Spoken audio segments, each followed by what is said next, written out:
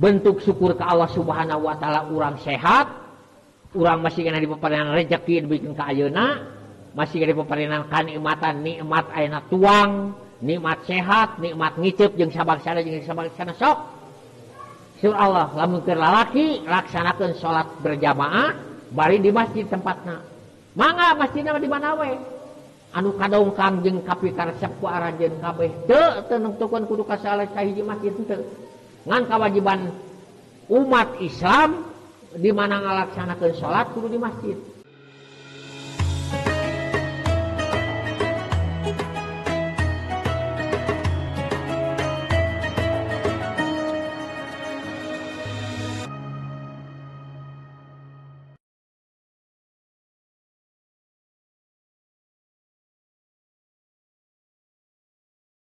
Bismillahirrahmanirrahim. Assalamualaikum warahmatullahi wabarakatuh.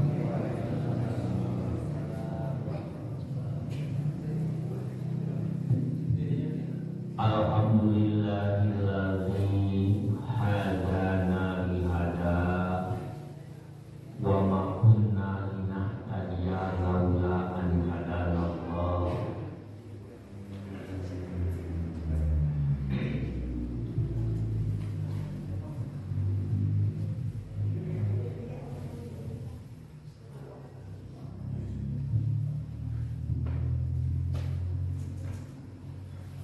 Arsala rasulahu bil huda wa dinil haq liyudhhirahu 'ala dini kulli wa kafa billahi shahida.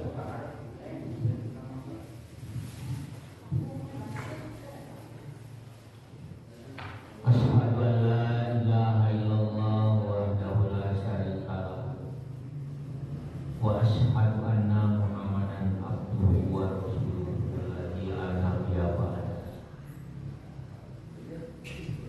Amma ba'd, ayyuhal hadirun, ittaqullaha haqqa tuqatih wa la tamutunna illa wa antum muslimun.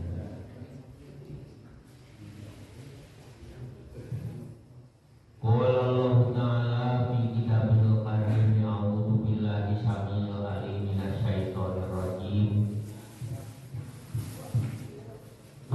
In kuntum tuhibbunallah fattabi'uni yuhibbukumullah. Al-ayah. Wa qala aidan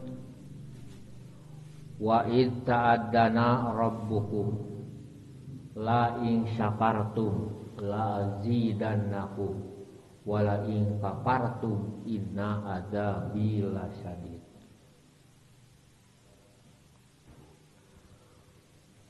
Wa qala aidan Allahumma rabbi israh li sadri wa yassir li amri wahlul 'uqdatam min lisani yafqahu qawli.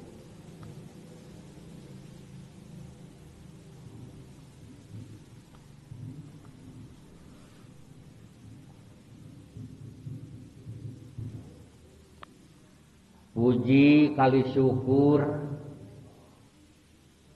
milik Dat Aja wa Jalla anu dumasar kana irodah mantena urang sadaya dina wengi ieu wengi Sabtu kaping 22 Rabiul Awal tahun 1440 Hijriah anu bertepatan sareng kaping 28 sasi Oktober tahun 2020 hiji. Urang sadaya dumasar kana anu kasabat tadi dina wengi ieu mudah-mudahan urang sing tiasa janten kagolongkeun ka jalmi anu mahabbah kajungjunan urang Nabiullah Muhammad sallallahu alaihi wasallam.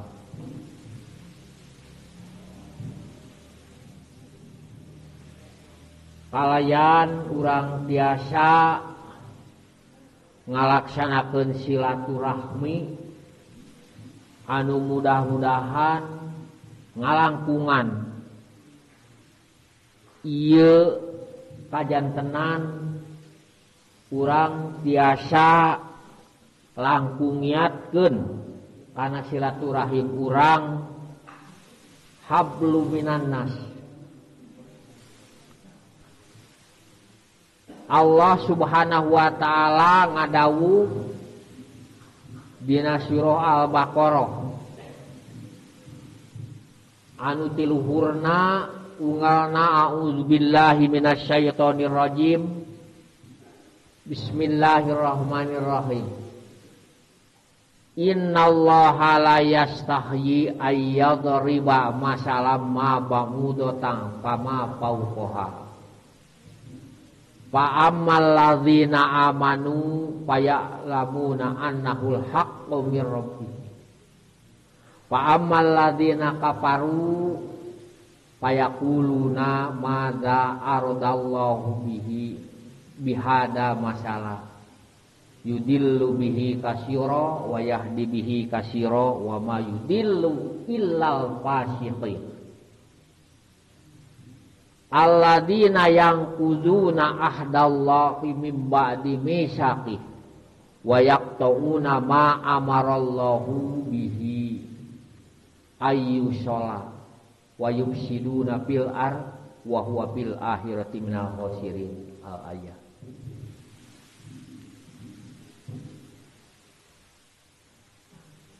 Bidawu Allah anu bihartoseunana bakal kawolongkeun jalma anu pasek anu ingkar.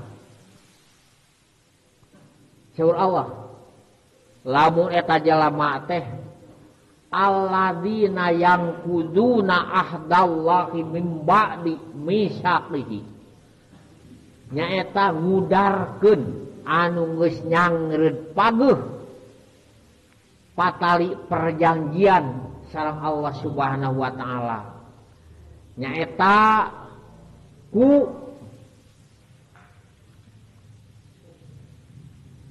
megatkeun janji sareng Allah Subhanahu wa taala anu kudu na salilana ngahubungkeun silaturahmi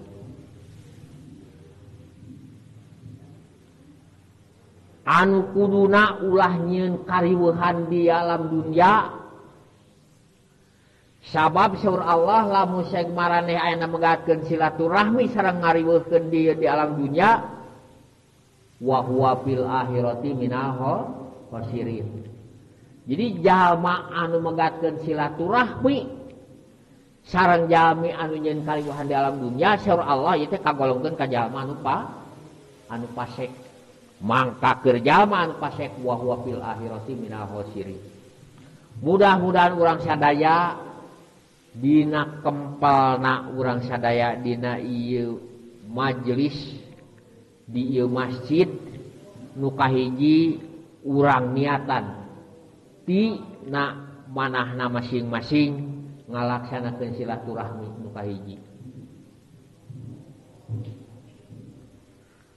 eta sababiahna urang sadaya ku Allah Subhanahu wa taala dipaparinan irodah ku anjeunana pikeun kempal riung dina ieu wengi. Sholawat miwa salam muga salamina dicurahkeun ka baginda Rasulullah sallallahu alaihi wasallam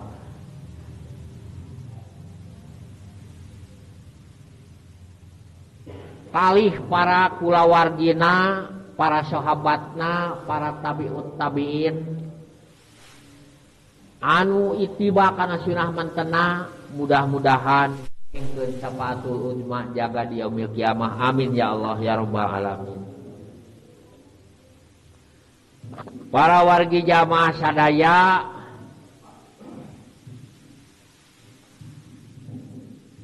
nu kahiji sim kuring nguningakeun sakumaha tadi parantos diuningakeun nyata dina wengi ieu urang sami-sami takdiman wa takriman ngagungkeun dina dikersakeunana ku Allah Subhanahu wa taala nyata dina Syahsi Rabiul Awal anu nurutkeun sejarah bertepatan sareng kaping 12 Rabiul Awal Kangjeng Rasulullah sallallahu alaihi wasallam diugakeun ka alam dunya anu saur Allah wa in kuntum tuhibunallah caritakeun ku anjeun Muhammad lamun aranjeun kabeh tuhibunallah mika cinta mika reueus ka Allah maka aku dicaritakeun ku anjeun fattabi'uni mangka kudu nurut aranjeun kabeh ka kami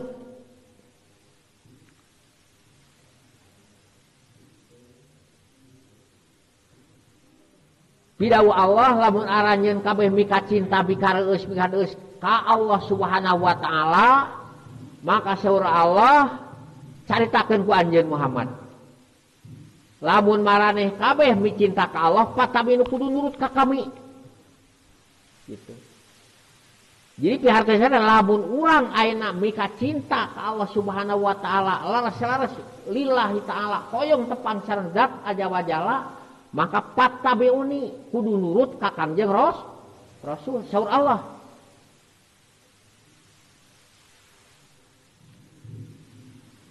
maka dina ayat yuhibbukumullah maka lamun sek aranjeun geus nurut ka kami yuhibbukumullah Allah bakal mika cinta ka aranjeun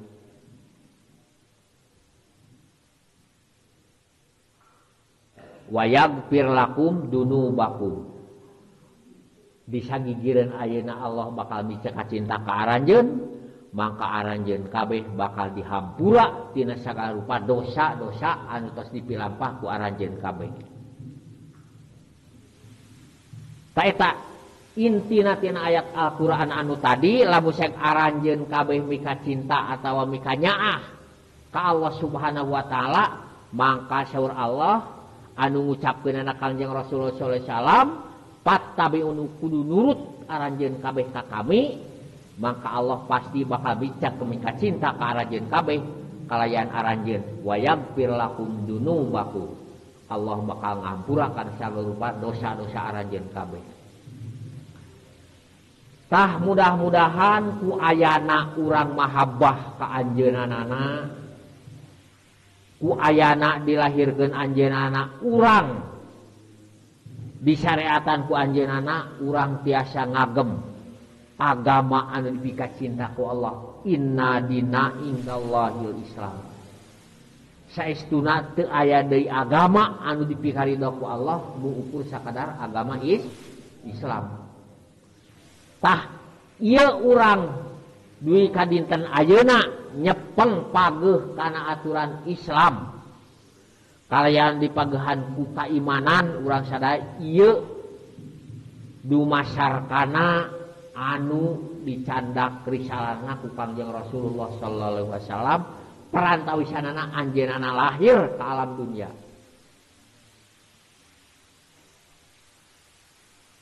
bari dina Quran disebutkeun jadi tikawit Kangjeng Nabi Adam keneh oge tos diberitakeun ku Allah Subhanahu wa taala yen jaga bakal lahir Nabiullah anu panutup ti sadaya nabi nyaeta Kangjeng Rasulullah Muhammad sallallahu alaihi wasallam anu diuningakeun dina Al-Qur'an tadi kusim kuring dibacakeun nyata anu ngaranna dina Quran mah disebatna Ahmad.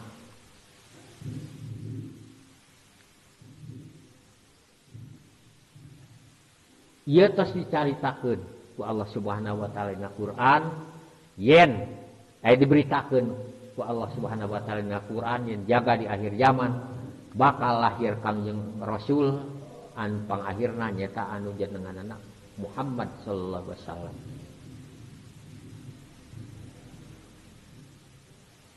Ku perantawisan sapertos kitu mudah-mudahan urang sadaya dina raraga mahabbah kamantena Allah kamantena Kangjeng Rasulullah sallallahu alaihi wasallam anu ngemban selaku utusan Allah Subhanahu wa taala ye urang sadaya laras-laras cinta ka anjeunana anu saur Allah fattabiuni kudu itiba kudu narurut aranjeun kabeh ka kami.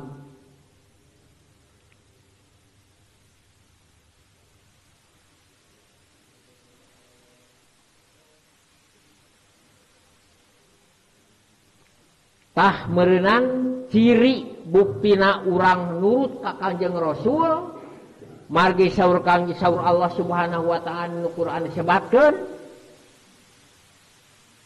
yen Kangjeng Rasulullah sallallahu alaihi wasallam teh didhawuhkeun ku Allah Subhanahu wa taala laqad kana fi rasulillahi uswatun hasanah. Bener-bener aya dina diri Kangjeng Rasulullah teh uswatun hasanah, contoh anu laras-laras anu sae dina diri Kangjeng Rasulullah SAW. Kumargi sakitu meureun kusabab urang mika cinta ka Kangjeng Rasulullah SAW hoyong diangkat selaku umatna, hoyong ngengekeun syafaatul udmana jaga di yaumil kiamah, maka urang kudu nurut kana sagarupa anu dicontohkeun ku anjeunna Kanjeng Rasulullah sallallahu alaihi wasallam.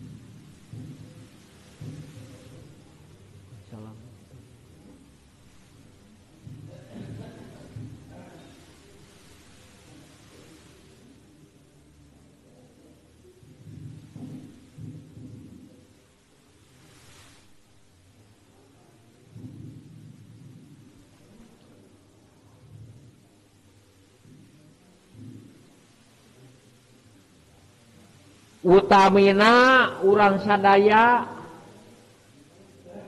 kedah nyontokna ka Kanjeng Rasulullah salam dina masalah ibadah.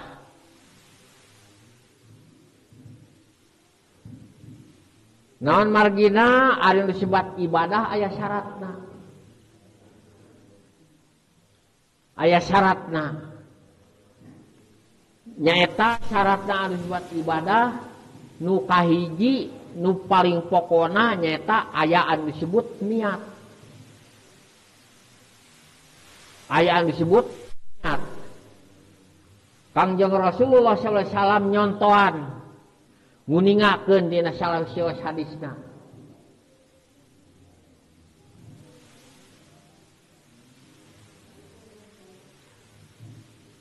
Bidawu anjeunna Kanjeng Rasul dina salah hadisna nguningakeun innamal a'malu binniyat walikulli imri'in manawwa. Sur Kanjeng Rasul setiap pagawean lamun eta pagawean teh hoyong kagolongkeun ibadah nurutkeun katentuan Allah Subhanahu wa taala maka kudu dikawitan ku niat.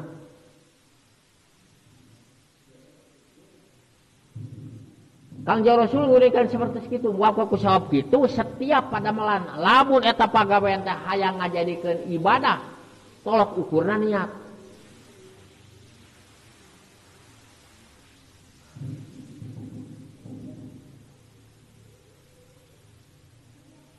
Lamun seg ayeuna urang didamel tanpa disebut niat mungkin bakal gaplah. Kusab gitu niat anu paheut.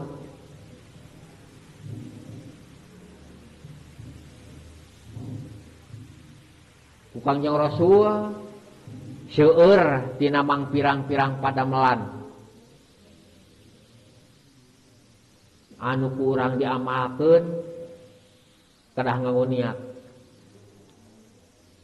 Kalebet ulah waka ngobrolkeun kana masalah salat heulaanan. Ieu mah anu pangleutikna we heulaanan. Pangleutikna teh saur Kanjeng Rasul miceun rurunga cucuk beling di jalan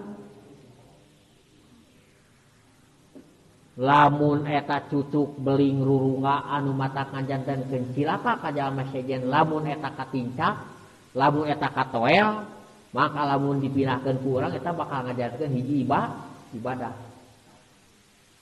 lamun seug urang eta minahkeun cucuk runga jeung sabangsana anu mata ngajadikeun cilaka ka jalma sejen nu aya di jalan dipikeun jeung sabangsana diniatan lillahi ta'ala diniatan lillahi ta'ala maka dicatat ku Allah Subhanahu wa taala eta mangrupakeun ibadah ari kitu mah ditajong ku sapatu dicokot ka leuweung dialukeun tanpa anu disebut lillahi ta'ala teu aya niatnya teh acan moal jadi ibadah ngan kudu jadi kaalusan pasti jadi ngan pedah moal ngajantenkeun hiji catatan amal anu sae di paeunaan Allah Subhanahu wa taala. Naon margina? Tanpa niat. Ku margi sakitu setiap padamelan kudu dikawitan ku niat. Sakoba anu disebut anu salat mah ieu perkara anu leutik heulanan. Kudu dikawitan ku niat.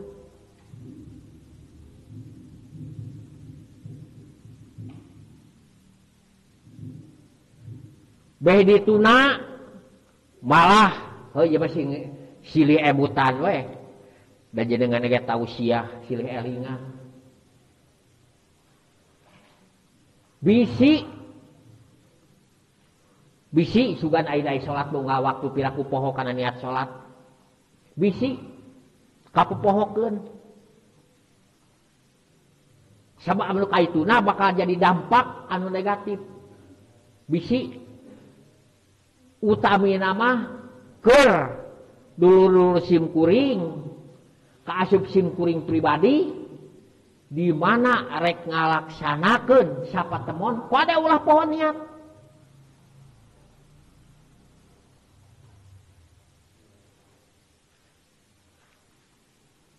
niat jadi ngabejaan anu disebut niat itu teu kudu make jeung kan panganten anu rek pru kawin urang oge bisi kalepasan poho teu make niat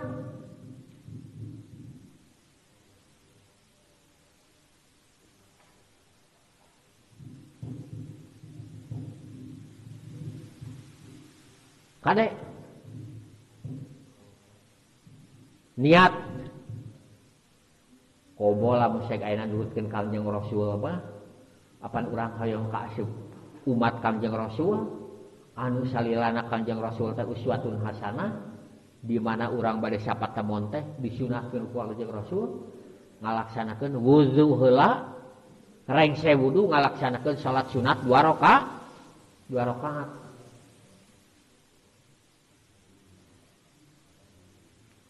wudu rengse wudu ngalaksanakeun salat sunat 2 rakaat rengse ngalaksanakeun salat sunat 2 rakaat neme urang ucapkeun niat kaya dibarengan ku ngadua ka Allah Subhanahu wa taala.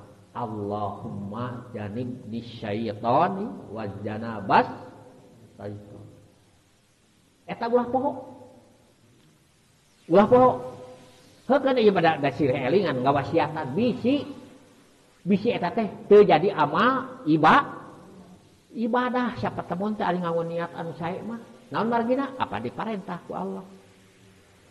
Allah nguniakeun dina Quran yen anu sebut istri angwan pamegat angwan istri dina Quran libasul lahu.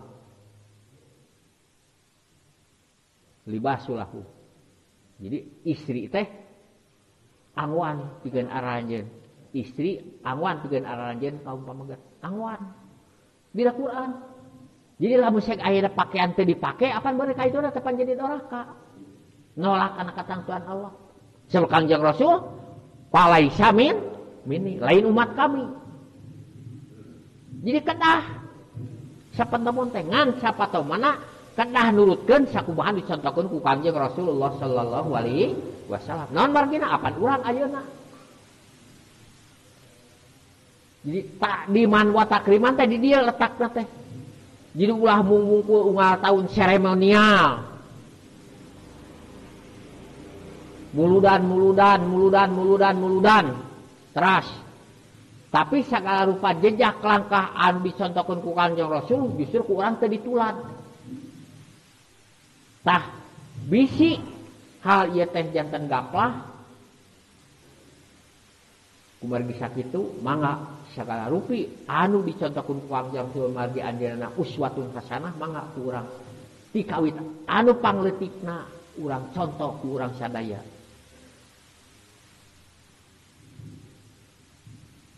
Anu mudah-mudahan lamun seuk urang ayeuna nyonto ka anjeunna saceplesna teu tiasa la yukallifullahu nafsan illa wusaha. Sakamampuan diri Allah mah teu markesal kana kadar kamampuan aranjeun anu lamun anjeun teu mampu mah tong maksa-maksakeun diri ngan kudu boga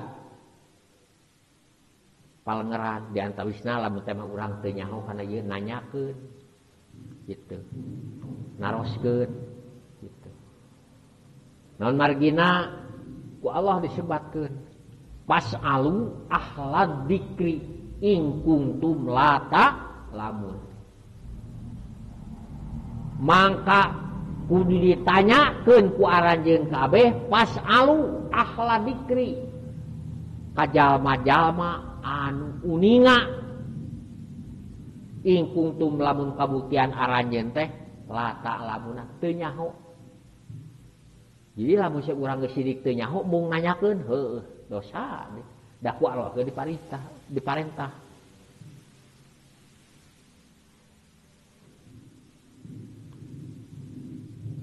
Ta eta rupina para bapa sadaya sakedik simkuring ngagores ngeunaan masalah urang sadaya dina wengi ieu ngalaksanakeun ta'diman wa takriman dina raraga memperemut kana dilahirkeunana junjunan urang Kanjeng Nabi Muhammad sallallahu alaihi wasallam. Anu salajengna urang ayeuna mahabbah ka anjeunanana mudah-mudahan oge urang kagolongkeun ka umatna anu ngengkeun syafaatul uzma jaga ti mantena oge urang dina wangkit ieu masih keneh bertahan mempertahankeun keimanan sareng kaislaman urang sadaya. Maka saur Allah wa id ta'adana rabbukum la in syakartum la azidannakum wala in kafartum inna adzabi lasadid.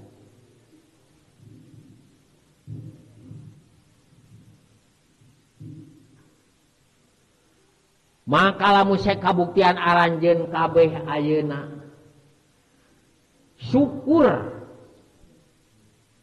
ka Allah Subhanahu wa taala ku ayana aranjeun kabeh dinisbatkeun ayeuna masih kagolongkeun jalma anu mukmin sareng muslim, maka urang kudu syukuran ka Allah Subhanahu wa taala. Syukuran urang sadaya. Oge syukuran urang sadaya yen anu disebut Islam, dinullah, dugi kana diri urang, malah sumerep dina diri urang. Urang syukuran.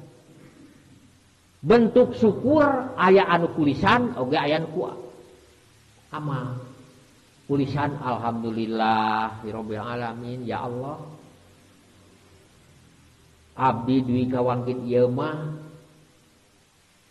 genteng-genteng ulah potong masih tiasa mempertahankan keimanan keislaman. Mudah-mudahan we ieu keislaman teh syukur Allah wala tamutunna illa wa antum muslimun, ulah wa kadimawatkeun salagina sim kuring teh teu acan kagolongkeun ka jalma anu laras saras jepang agama Islam.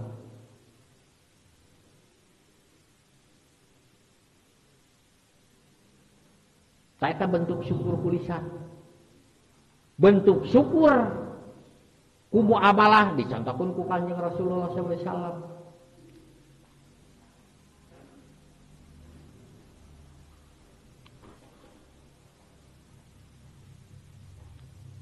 Sagala rupa perkara anu dipaparinkeun ka urang ti Allah Subhanahu wa taala, utamina nikmat iman, nikmat Islam. Kali perkawis nikmat urang umur, nikmat urang sehat, nikmat urang hirup, nikmat urang gaduh bojo, nikmat urang gaduh turunan, nikmat urang gaduh harta jeung sabangsana.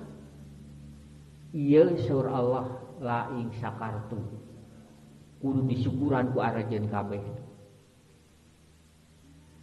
Mangka lamun urang setiap detik setiap saat mangrupakeun syukuran ka Allah Subhanahu wa taala anu bentukna amal. Contoh lamun teh mah urang boga rezeki tina hasil ti payah urang. Da eta teh rezeki ti Allah anu tos dicadangkeun ti samemeh urang gelar ka alam dunia pas ayeuna karaih ku urang sadaya. Eta rezeki teh anu kapimilik jeung aya dina panangan urang teh ulah diakui urang kabeh. Saur Allah wa mimma razaqnahum yunfiqun. Setiap rezeki anu katarima ku aranjeun kabeh mangka kudu diinfakkeun. Wa mimma razaqnahum yunfiqun, kudu diinfakkeun. Tah lamun jalma anu geus sadar yen ieu teh rezeki ti Allah, kalayan Allah maparin uninga urang teh kudu infak, kaluarkeun infakna. Luyu jeung kamampuan kaikhlasan urang sadaya dina raga infak. Tah eta teh kalebet bentuk syukur. Naon margina? Tah syukur eta anu ngabuktikeun yen Allah mah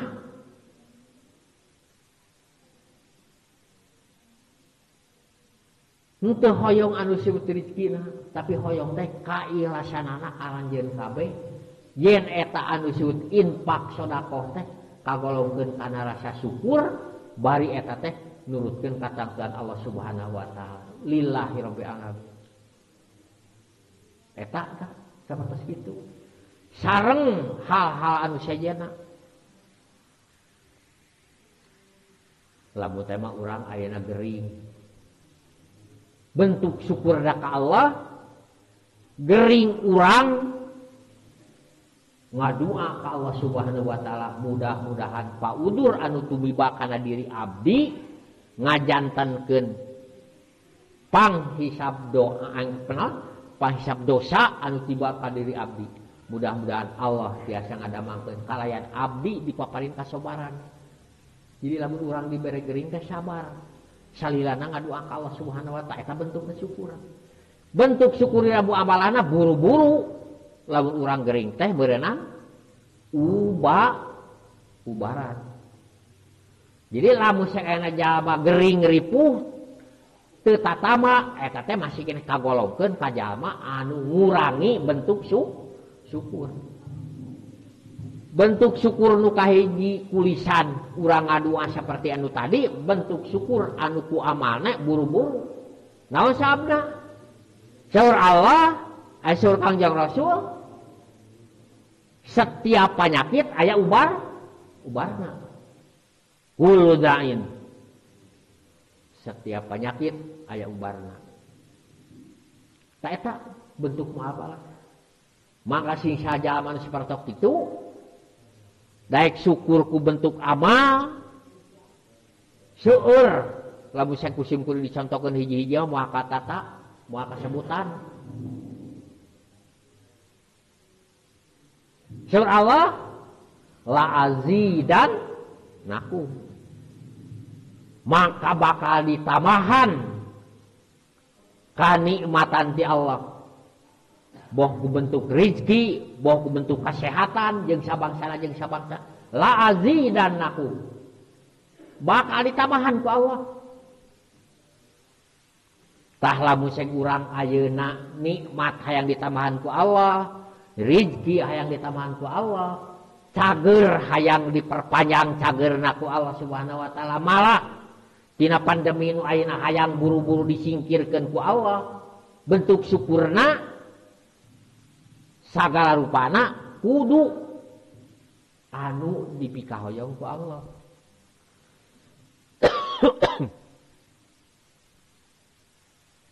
Adi pitahoyong ku Allah. Naon margina anjeunana. Syukur teh ka anjeunana. Panyawat datang nanti anjeunana, ditarik ku anjeunana. Bentuk syukur teh kudu nurutkeun ka hayang Allah. Nyata lamun teh cek Allah, setiap anjeun boga penyakit ubaran. Seur Allah di mana aranjeun meunang rezeki buru-buru ayeuna infaqkeun sapalehna tina rezeki anu katarima ku anjeun. Ta eta aturan Allah. Kahoyong Allah teh seperti gitu. Ulah kahayang urang, kahayang urang mah dapat rezeki teh anu urang kabeh. Tah lamun jalma geus berbentuk jeung berubah sifatna seperti kitu, maka Allah la azidannakum, bakal namahan. Karena sagala rupa perkara anu datang nanti Allah Subhanahu wa taala. Bakal namahan.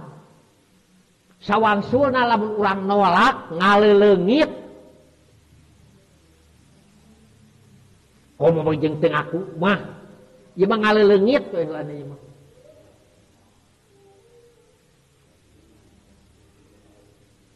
Kana sagala rupa nikmat, rezeki jeung sabangsana anu dipaparinkeun ku Allah, maka saur Allah Subhanahu wa taala, inna azabi lasyadid. Maka bakal tiba ka aranjeun kabeh siksaan kacida nyeri nanti Allah Subhanahu wa taala. Lamun aranjeun nolak makomo. Teu ngaku ge anger. Ah ieu mah dalin ti Allah tina hasil kerja kerasim kuring we meunang sakieu teh. Ah cenah ieu mah tatama cenah ieu mah. Buanda kuring bubuhanna kuringna boga duit. Da lamun teu boga duit mah bisa tatama. Tah lamun jalma anu ngucapkeun seperti kitu, maka surah Allah azabi lasadid, dagoan siksa ti Allah Subhanahu wa taala. Tah mudah-mudahan urang sami-sami ngadoa ka Allah Subhanahu wa taala. Mudah-mudahan urang kempel riung ayeuna kagolongkeun kajalmi anu syukuran ka Allah Subhanahu wa taala. Nu kahiji syukuran urang dipaparina nikmat iman, nikmat Islam. Lamun urang ngaku nikmat iman, maka iman urang kudu ditaekeun. Kudu ditaekeun. Darajat iman teh la azidannakum. Bakal ditamahan ku Allah Subhanahu wa taala. Nikmat Islam, urang ngaku Islam, sagala rupa anu disebut aturan Islam sok laksanakeun sakamampuhan urang. Ta eta syukuran. Syukuran an bentuk syukur anu pernah diharapkeun ku Allah teh bentuk syukur teh seperti itu. Jadi lamun urang ayeuna alhamdulillah abdi teh dugi ka ayeuna mah hoyong kagolongkeun ka jalan Islam, hoyong kagolongkeun ka jalan mukmin, ari ka masjid kedua tak eta kan kesyukuran. Jadi lamun sek ayeuna urang hangeuyong ka kagolongkeun ka jalan mukmin muslim nurutkeun ka Tuhan Allah Subhanahu wa taala bari urang teh hoyong kagolongkeun ka jalma anu la'azidanakum dina syukuranana maka sok lamun ke lalaki mah tempat salatna teh di masjid ka ieu masjidna da Islam nyebatkeun yen lalaki teh kudu salatna teh di masjid. Lamun aya hirup bermasyarakat dina katatanggaan maka hirupna teh kudu gotong royong. Ngalangkungan rejeki anu kapimilik ku masing-masing.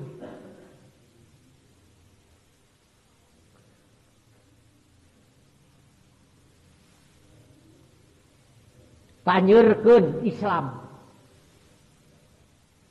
Urus umat Islam. Urus umat Islam.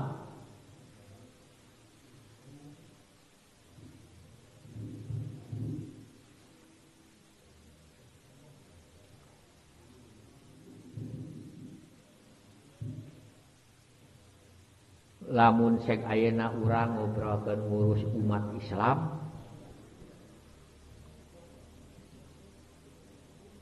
da teu pira itu ngurus umat Islam. Lamun teh mah ayeuna sim kuring lain nolak, lain teresep, lain pada geus eungap, lain pada geus eungap. Da eta mah aya tulisanana. Dina cangkangna sok baca.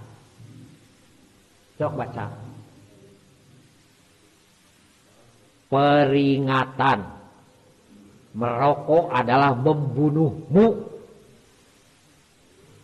Terus teu? Tah.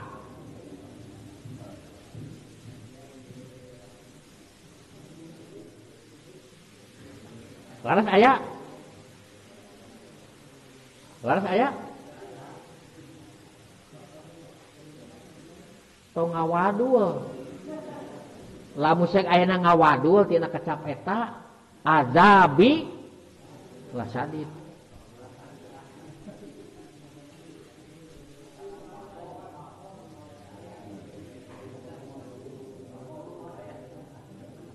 Entong ngawangkung sa Indonesia ieu mah sa ayeuna nu ngariung ayeuna, ieu nu ngariung ayeuna. Lamun teh mah ayeuna nu ngaroko aya 20 urang kali sabungkus 20 bungkus. 20 bungkus kali murahna aya 15.000 geus 300.000. Nya 300.000. 300.000.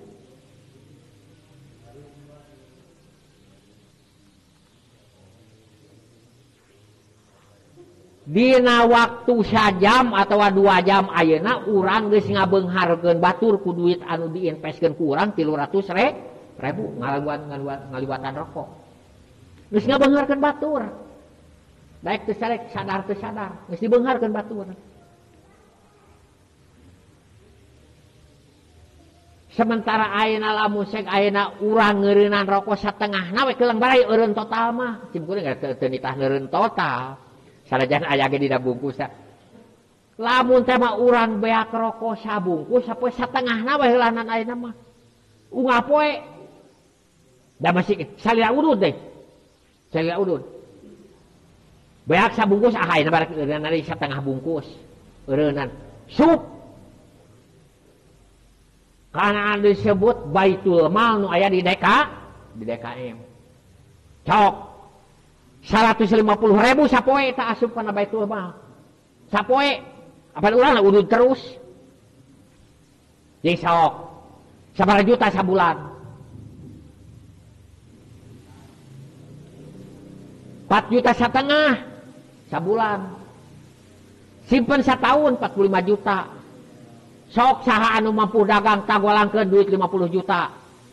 Setahun tak urus budak yatim. Angeus. Sok. Eta teh teori. Ngan lamun sek eta anu diuningakeun ku simkuring berbentuk teori tapi geus diucapkeun berdasarkan lisan simkuring jeung kanyataan anu di lapangan anu aya. Terus ayeuna urang kekep ayeuna keukeuh wae nolak teu ngagugu. Inna azabi wasadid. Naon sabda? Apaan ngurus fakir miskin jeung ngurus budak yatim apaan wajib hukumna? Wajib hukumna.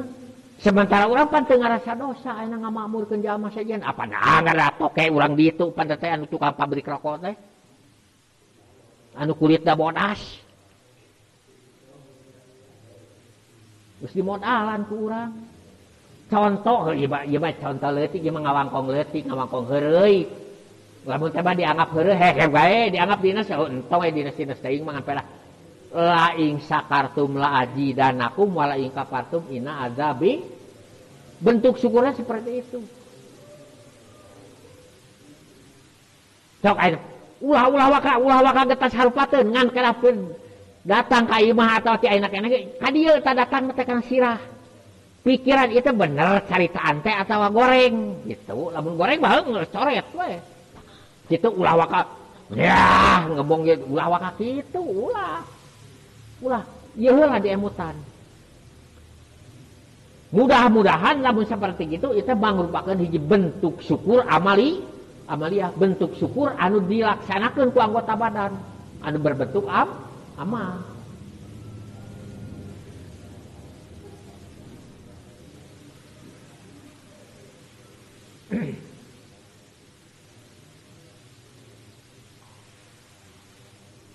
Jadi lamun sek ayeuna ngobrol leuwih jauh nama komo gitu komo. Tanu tadi we ayeuna mah heulaanan.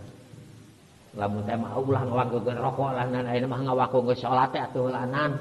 Sok bentuk syukur ke Allah Subhanahu wa taala urang sehat, urang masih kena dipaparenan rezeki dibikeun ka ayeuna, masih kena dipaparenan kanikmatan nikmat ayeuna tuang, nikmat sehat, nikmat ngiceup jeung sabagsana sok.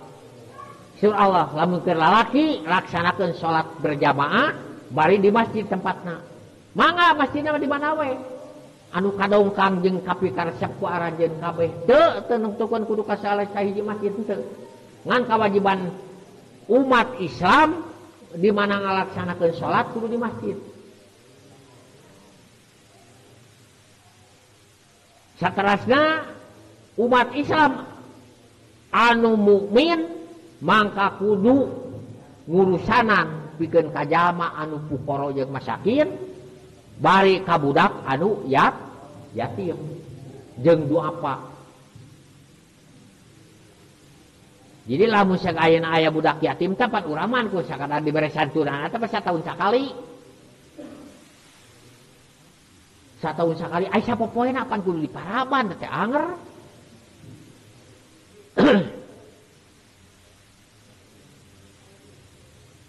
Jadi ngurus budak yatim terus enak ngurus fuqara jeung masakin teh lain kudu satahun sakali kudu ngapoe. Naon sabda? Aranjeunna ge kudu merasakan sejahtera jeung ngarasakeun nikmatna anu disebut ditulungan ku jalma sejen. Engke bakal nimulkeun syariat Islam bakal muncul di dinya. Lamun urang geus ngalaksanakeun salah sawila syariatna anu dicontohan ku Kangjeng Rasulullah sallallahu alaihi wasallam bari diparentah ku Allah Subhanahu wa taala. Yen perkara eta teh nyata perkara anu dikudukeun dina Quran. Ulah dibomorekeun. Itu di antawisna anu mudah-mudahan urang sadaya lamun sek ayeuna ngalaksanakeun